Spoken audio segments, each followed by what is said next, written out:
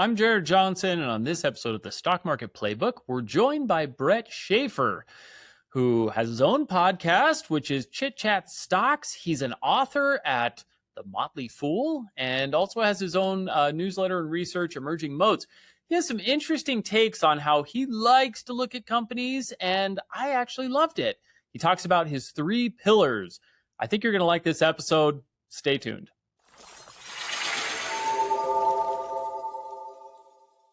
So thanks for joining us, Brett. We're happy to have you on the podcast. I think we have some great stuff to talk about, especially given your background.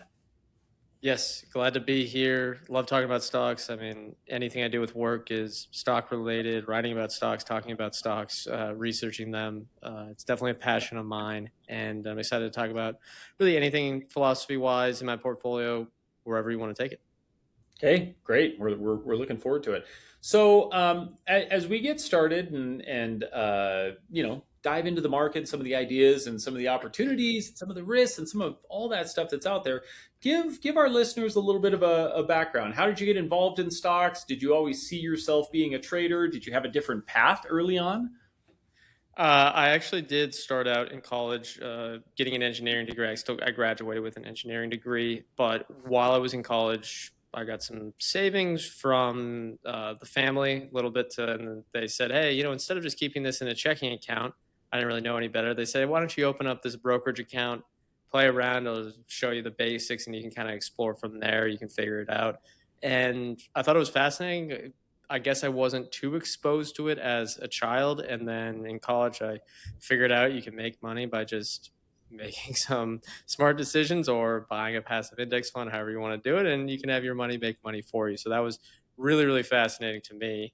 I kind of fell in love with it. I met my podcast co-host in college, and we actually started the show right before we graduated. I can't remember, maybe a year or two before we graduated.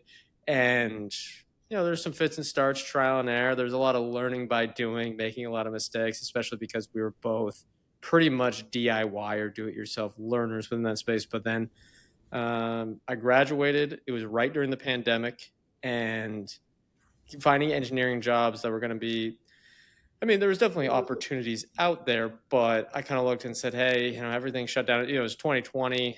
It's going to be hard to do a full laboratory or research engineering job at this moment. So I looked and I saw that there was an opportunity at the Motley Fool for writing jobs. I said, perfect. That's contract work. They pay well. They're a big company. They just need you to prove that you can write and are knowledgeable about stocks.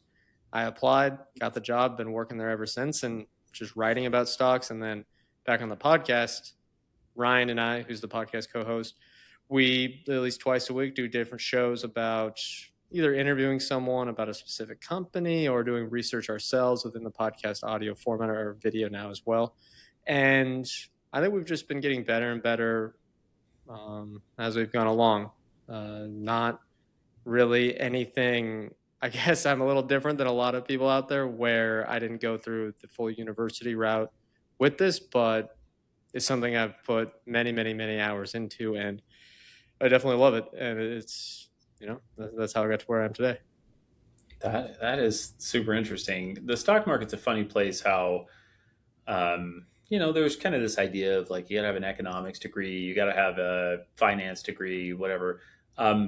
We have a lot of interns come here. We're surrounded by a couple of big universities, and I actually have my first intern coming this summer that has a finance degree or is graduating in finance. Everybody else has been computer science, applied math, all the other things, right? So I feel like engineering is interestingly fairly along the lines of a good stock market background. It's funny. I think economics and finance and all that,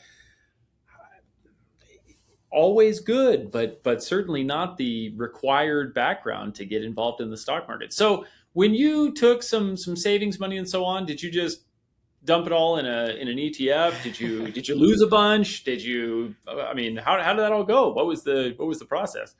Luckily I didn't do crazy risk on stuff such as 10x leverage or a bunch of options or things like that. Maybe if I did that after Robinhood got super popular, I would have made those mistakes. But I kind of I honestly just did some searching online, and I would remember, at least at the very start, I would look up stuff like I think there was, and I always remember this story because it's so it's something that a bunch of beginners would do. Is it was when there was supposedly in 2017, 2016 infrastructure week with the first Trump administration. I looked up what are some stocks that'll benefit from this.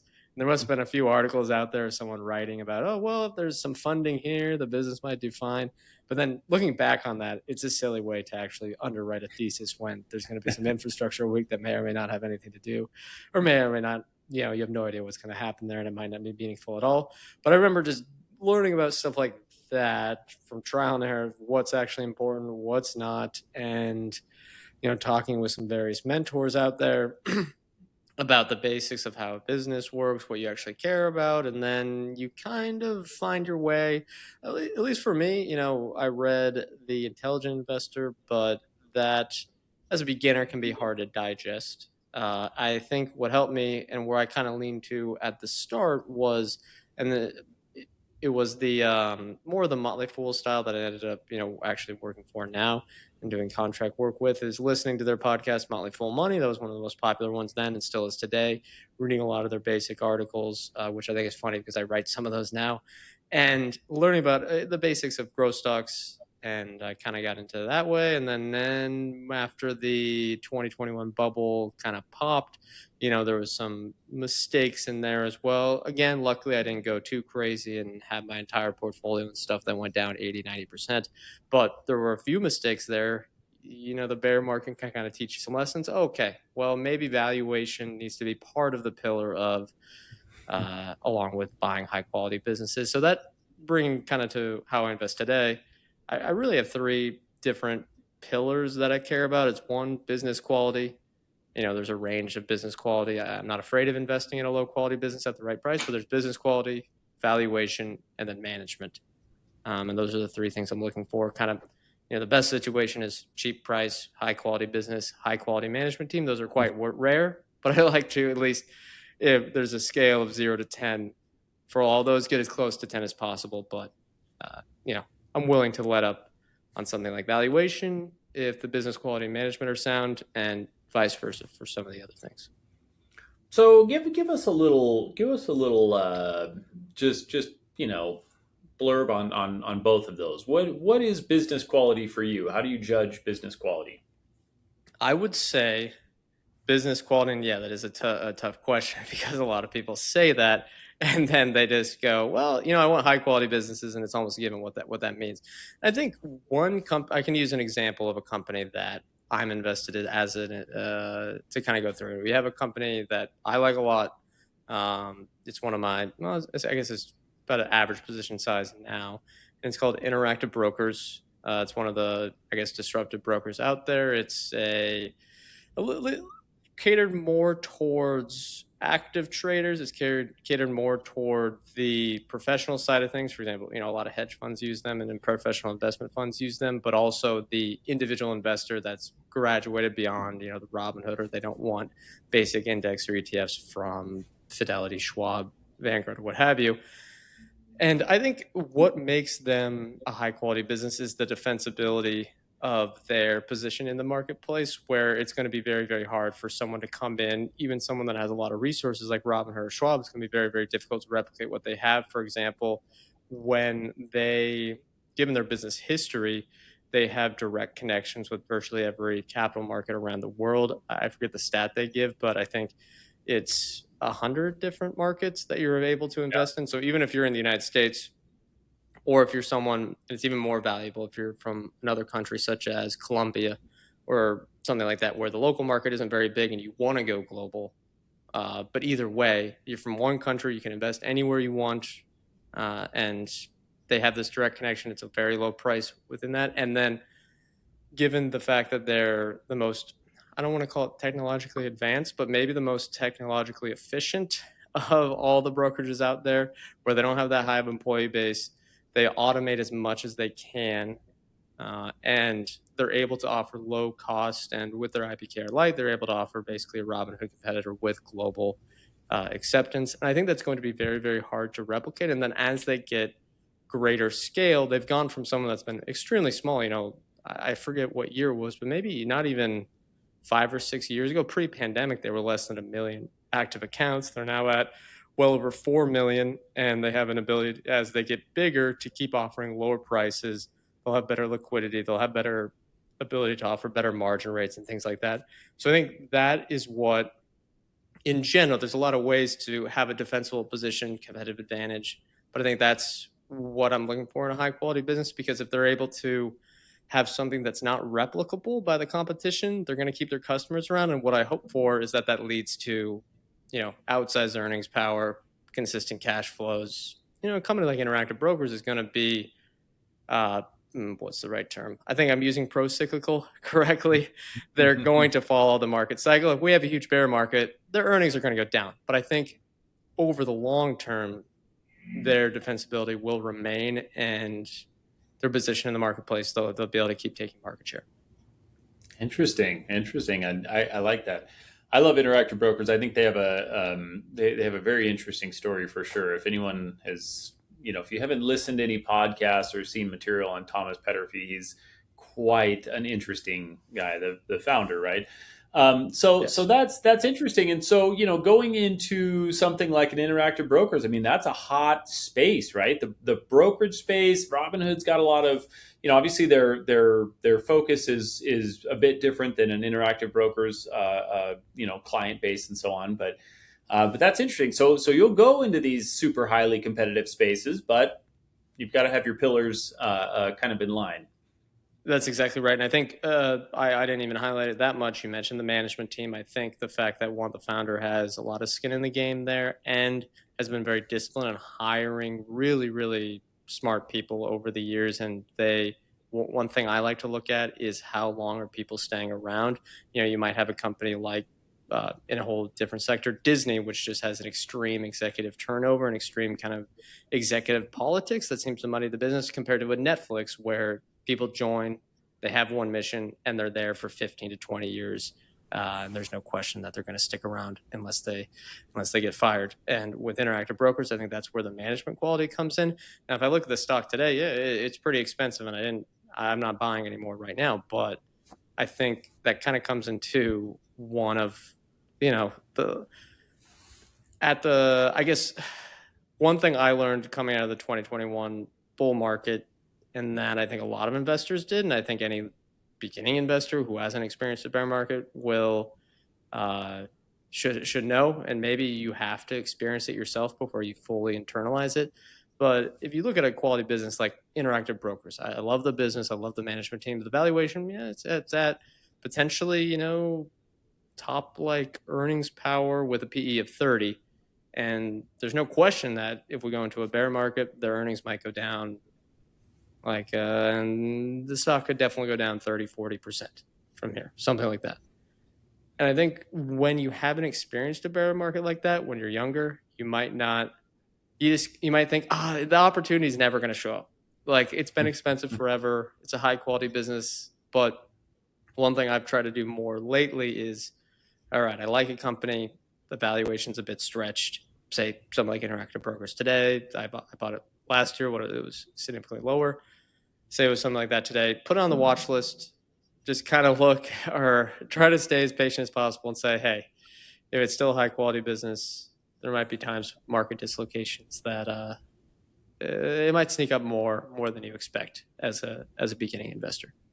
Yeah, I think that's a good point, and a lot of people make that in one way or another, depending on their trading styles. But it can never be overstressed, right? Waiting for a setup that you want, waiting for a valuation that you want, waiting for the opportunity. Patience in the market is so crucial. The whole essence of the stock market is chasing, right? Everybody is chasing something, and that's how things get so overhyped, and that's why the market gets so dislocated so often. It actually happens quite a bit more than I think people realize. And so if you just wait long enough, there's something, there's always something to worry about that will bring the market down for at least a short enough period to get a good opportunity on a good company. So Yep. that's, Or in a specific sector where right now yeah. software is getting beaten up. I'm not saying all software stocks are a buy. I don't really have even much exposure to that in my own portfolio. It's not something I understand that well. But if you're someone that understands the sector a lot, there definitely could be some diamonds in the rough. And even though the market's still close to all-time highs, there's some software stocks down 80%, trading at very, very cheap multiples. So yeah, I think they can present themselves more than you might think going into it. And a year or two in stock market uh, time, it'll arrive faster than you think. For sure. It's it's interesting, on the software side of things. Who? Oh man, I'm drawing a blank here. But was it TTD? Was it Trade Desk that the CEO had that massive insider buy Yes, the a couple weeks ago? yes, that is correct. Yeah, and they've had a I don't know the business that well, but they've been embroiled in a little bit of a recent scandal where one of their advertising partners came out and said that they were overcharging. I'm not sure exactly what's going to happen with that story, but yeah, I mean, there's that stock's down over 80% as well. It's just down like crazy, and now to have the insiders. I'm just looking at the chart over here. To have the insiders buying is always interesting, but I think a point you make is interesting when you have good management, when you have a long run, and the company's not constantly turning over CEOs and executives and so on.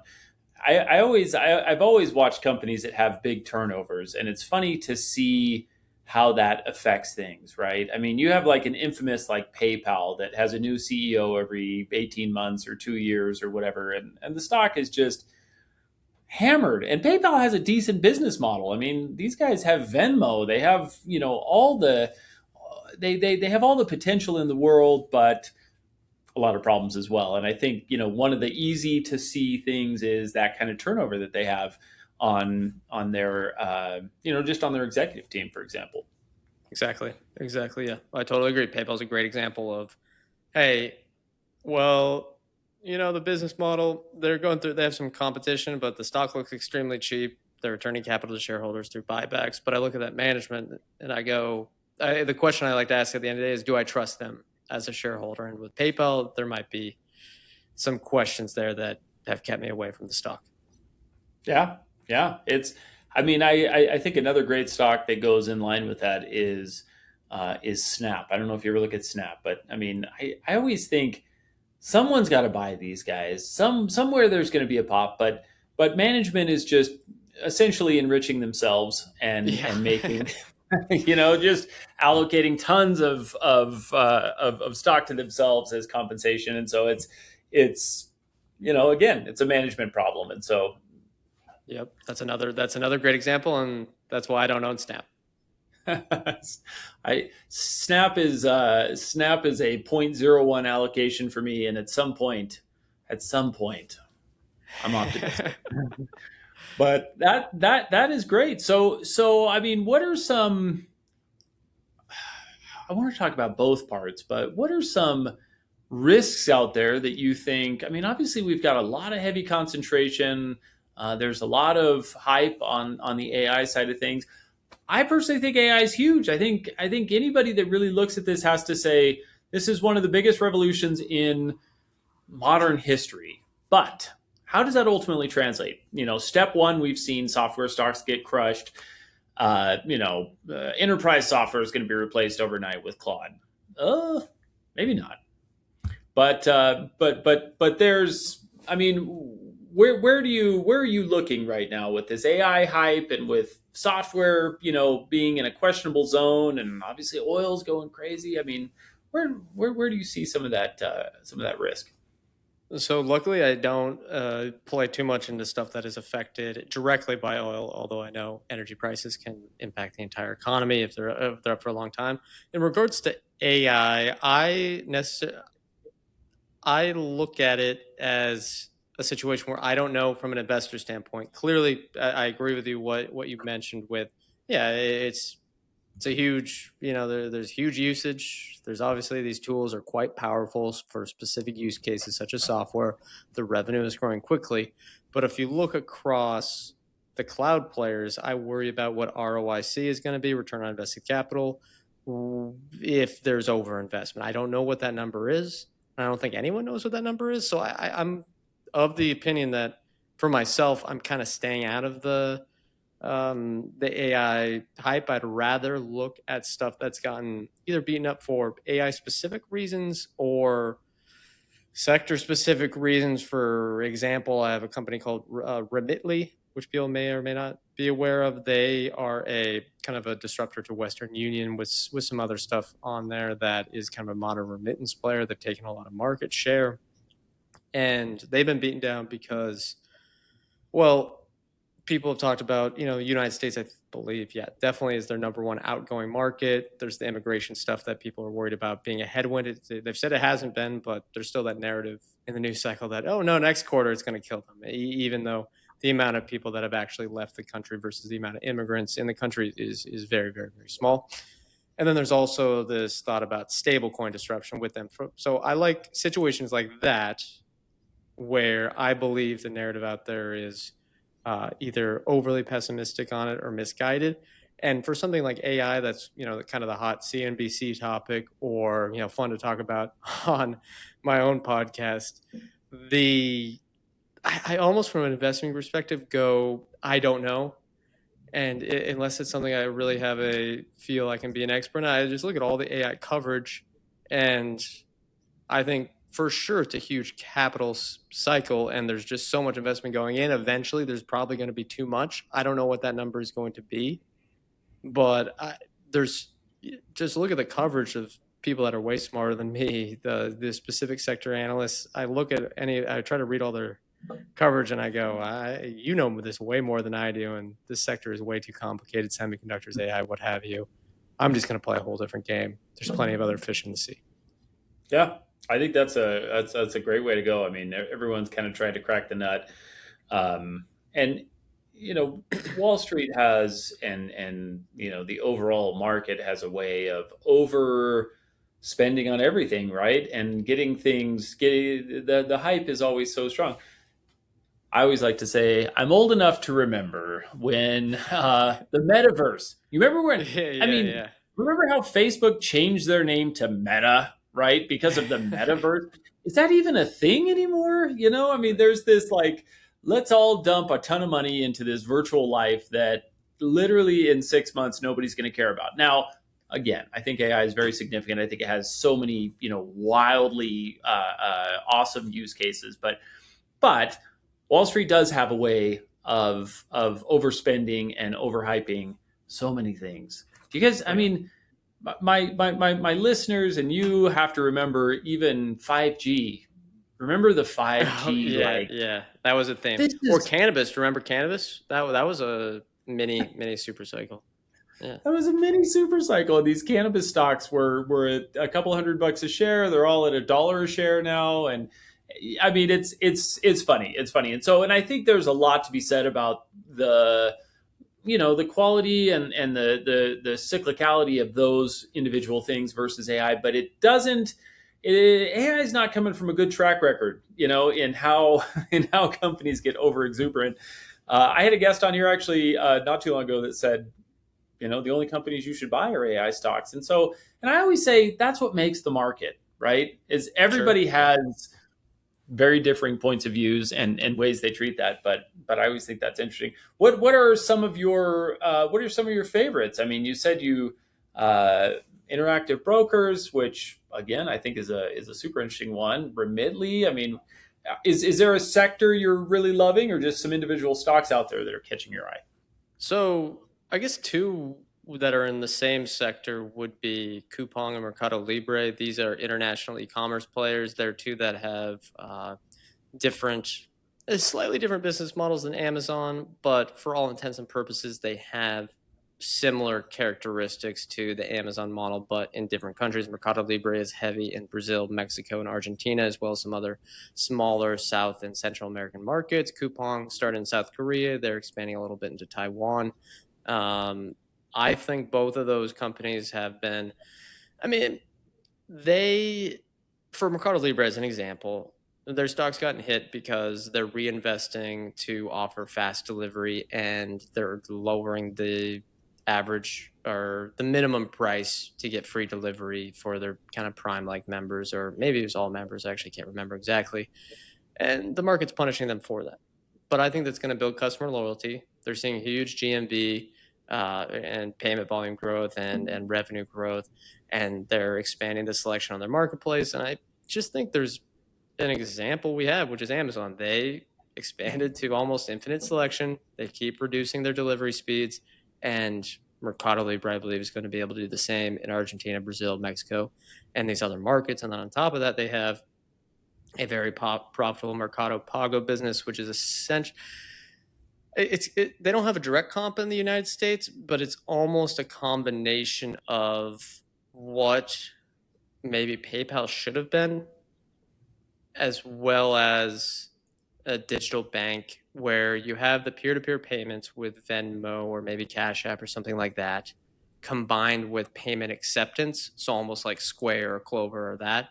And then along that, they have the back end rails to connect everything from their e-commerce marketplace for people to pay. So it's almost like a fintech bank. I know these are a lot of buzzwords for the listeners, but it's important because that is actually a huge part of their business as well, and it kind of connects the two ecosystems together. I think they're seeing declining margins right now.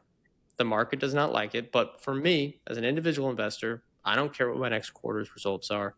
I I'm looking generally, I don't think people should look on a multi-decade horizon that a lot of things can happen, but I like to look at kind of a 3-year time horizon, and then maybe try to, I want to hold a quality business forever, but just kind of continually update that. And I think over the next 3 years, they can keep, there's plenty of runway to grow in e-commerce in Latin America.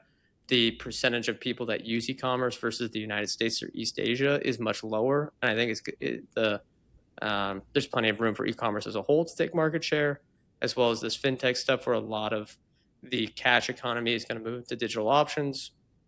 And I think they just have a very, very impressive track record of growing revenue. And I think they're a high quality business because of the delivery infrastructure they built in much more difficult markets than even in the United States, which is, some of these geographies are quite tough. You have the combination of the fintech, and I think the stock's trading at a very reasonable price, especially when you consider, they're at like an all time low EV to EBIT, price to earnings, however you want to use it. But they're on depressed earnings right now. They're purposefully, in the short run, decreasing their earnings power to reinvest to get this customer loyalty. And I think in the long term, once they get big enough scale, they're building their advertising business similar to Amazon. There's just a lot of profit potential for this company. Coupang's slightly different. We don't need to go into that whole thesis, but they are also getting they got hit because they had a data leak and it turned into a whole political scandal. And I'm not sure how aware you are of the situation, but it actually got so much news that the company was a part of the South Korean and United States government trade negotiations. So people really did not like that. They were very scared. And it turns out it's a data leak. You don't want that, but it happens. And I think the business is going to be just fine. So those are, I like e-commerce a lot, especially ones that follow the Amazon model. And I love that sector. And I think the two stocks there, high quality businesses trading at reasonable, very, very reasonable prices. Those are great. Both those companies have been around. I mean, I think Mercado Libre has been around for like a really long time, right? Yes, yes. And I feel like they're getting more attention lately. Coupang is a little newer, but they've been the Amazon of South Korea slash kind of Asia for a little while. And so you look at a chart like that and think opportunity, probably interesting. I think, yeah, I think they're both at some of their cheapest multiples ever. And people, I think, generally look at, like, they go, oh, the PE is not that cheap today or something like that. But if you run through what their forward earnings or what over the next few years could be, you trust in the management team, and I think they will be able to expand their margins as well as, with strong revenue growth. I mean, there should be very, very strong earnings growth in the years ahead. It's been a while since Amazon, for the first, I don't know, 15 years of their existence, they reinvested everything. They had losses constantly. They were growing. They were, their stock was going up. They were essentially not profitable for quite a long time. I mean, it was such an aggressive model, and I think the market's become somewhat accustomed to not just these growth companies that run on huge debt and are hoping for a buyout, but somebody that's building something, right? And when you get to kind of the e-commerce space, I think it's always interesting. Everyone's very sensitive to AI. Is this going to displace this, that, or the other? And it's like, it can only make something like that better. AI is not going to deliver your iPhone charger. It's not going to replace your, iPhone charger that you need, right? I mean, you got to have that. You got to buy it somewhere. And so interesting. Those are a couple of good ideas. I like that. Yep. Yeah. Lot. Yeah. That's the type of stuff I look at. I think with the newsletter I write along with the podcast, I call it emerging moats, and I want a company that essentially has what I think can be a growing competitive advantage over the next 3 to 5 years and is trading at a reasonable price. Mercado Libre historically, I thought was fairly expensive, but now given the people worry, Wall Street, the market, Mr. Market, however you want to say it, is worried about the short term. I think there's an opportunity for people to buy and hold over the long term. Excellent. Excellent. I love it. So, you've got a podcast, you've got the emerging moats, and you're sharing your takes on all of this. And give us a couple of words on the Motley Fool. I mean, that's a name I think 100% of people that have ever looked at the stock market are familiar with. How has that been? Yeah, they're the kings of the SEO game. That's for sure. So they hire a lot of contractors that, as long as you meet their writing standards and know about investing, essentially they want someone like me to put out free analysis on companies I follow. So I follow, companies I own and then a few other dozen. They generally want stuff that's more popular. So, for example, you want to cover stocks like Mercado Libre versus the small cap, micro cap, net that no one's going to read about. So you have those restrictions, but I think it's a very, very interesting company to work for. I mean, they give you a ton of freedom. You can choose a lot with what you write. They have editors to help with their formatting and all that good stuff. But it's the Motley Fool itself. They have the advertisements, which I'll be frank, they can be considered clickbaity and very hyper promisey, I guess, and talking about, oh, we bought Nvidia, we bought Amazon, and here's what we want to do. But if you look at what they've done I think they have over 500,000 subscribers, which is probably the biggest, at least retail investing subscription business in the world. And that's really the core of the business that drives everything, pays by contract work.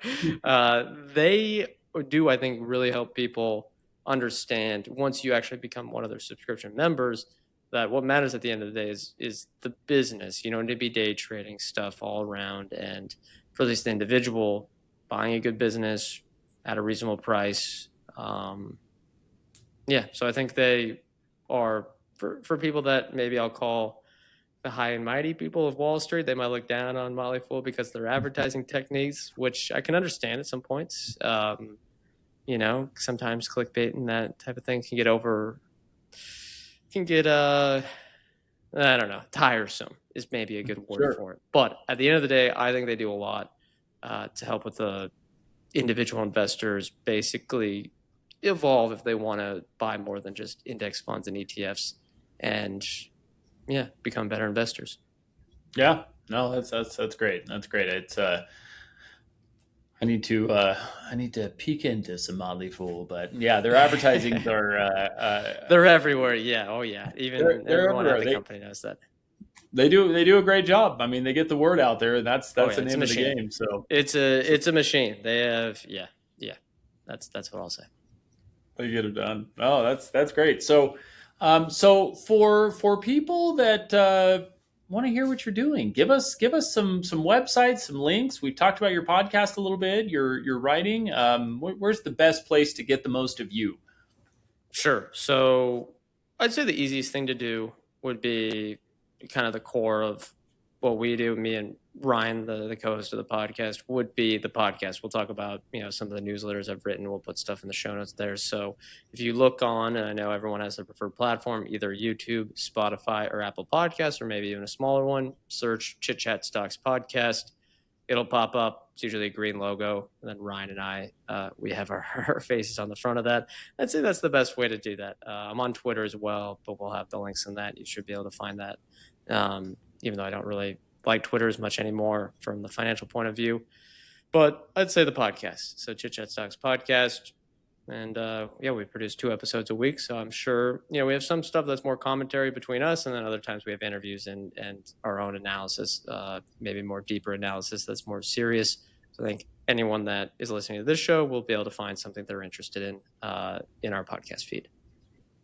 That's excellent. Excellent. We'll post the links with this episode as well so that people can easily find you and keep an eye on the podcast and on your research that you're posting. But I think that's great stuff. I always love chatting with people that have a very thoughtful approach to the markets and a little bit of a longer time horizon.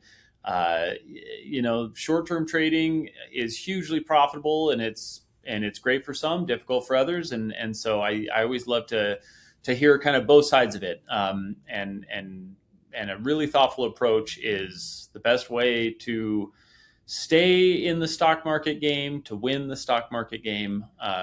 It's an interesting one because, there's a lot of risk in stock trading, but if you apply some fairly simple principles, patience being one of them, and risk management, and so don't go on don't go on a bunch of margin or any margin, probably. Yeah, that's right. If you keep your risk under control and you've got some reasonable things that you look at, it's actually a very attainable goal to be a profitable stock trader. And so that's great stuff. Well, very cool. Thanks for joining us on the podcast today. I think those are, I love the pillars idea. I think that's great. A great takeaway for everybody to kind of, continue analyzing stocks and have a few more metrics to keep in mind as they decide what companies they want to buy. So very good stuff. Well, thanks again for joining us. We'd love to have you back in the future. I know you said you're traveling the world and currently going through Brazil, hitting some waves. So go catch one for the rest of us. All right. Thanks for having me. Take care, Jared. Thanks, Brett. Take care.